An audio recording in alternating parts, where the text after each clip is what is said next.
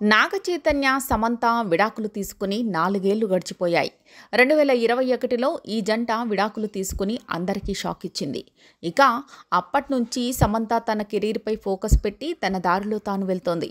మరోవైపు నాగ చైతన్య మాత్రం శోభితా ధూళిపాలని ప్రేమించి ఇటీవలే వివాహం కూడా చేసుకున్నారు. అయితే తాజాగా సమంత ఇచ్చిన ఓ ఇంటర్వ్యూలో నాగ చైతన్య రెండో పెళ్లిపై ప్రశ్న ఎదురైంది. దీనికి శామ్ ఆన్సర్ ఇచ్చింది. మీ మాజీ భర్త కొత్త బంధంలోకి అడుగుపెట్టినందుకు మీరు ఏమైనా అసూయ పడుతున్నారా అంటూ సమంతని యాంకర్ అడిగారు. దీనికి శామ్ స్ట్రాంగ్గా ఆన్సర్ ఇచ్చింది. నా జీవితంలో అసూయకి చోటు లేదు. నా లైఫ్లో అది భాగం కావడాన్ని కూడా నేను అంగీకరించాను. ఎందుకంటే అసూయే అన్ని చెడులకు మూలమని నేను బలంగా నమ్ముతా.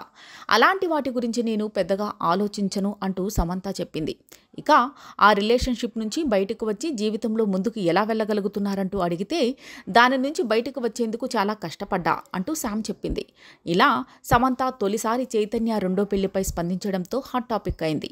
ఇక కెరీర్ విషయానికి వస్తే సమంత రీసెంట్గా సిటాడెల్ హనీ బనీ అనే వెబ్ సిరీస్లో యాక్ట్ చేసింది. బాలీవుడ్ హీరో వరుణ్ ధావత్తో కలిసి చేసిన ఈ సిరీస్ హిట్ అయింది. రాజ్ అండ్ డీకే దర్శకత్వంలో వచ్చిన ఈ ప్రాజెక్టులో యాక్షన్ సీక్వెన్స్లతో అలరించింది సమంత. హనీ పాత్రలో సమంత యాక్టింగ్ ఫ్యాన్స్ని ఫిదా చేసింది. ఇక సమంత స్వీయ నిర్మాణంలో మా ఇంటి బంగారం అనే సినిమాని కొద్ది రోజుల క్రితం అనౌన్స్ చేశారు.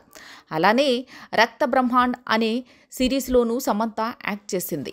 మరోవైపు నాగ చైతన్య తండేల్ చిత్రంతో ఆడియన్స్ని పలకరించబోతున్నారు. చందు ముండేటి డైరెక్ట్ చేసిన ఈ చిత్రంలో సాయి పల్లవి హీరోయిన్గా నటించింది. ఫిబ్రవరి 7న ఈ సినిమా రిలీజ్ కాబోతోంది.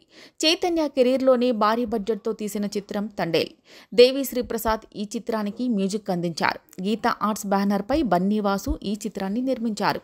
చైతు కెరీర్లోనే తొలి 100 కోట్ల చిత్రంగా ఈ సినిమా నిలుస్తుందని ఫ్యాన్స్ బలంగా నమ్ముతున్నారు.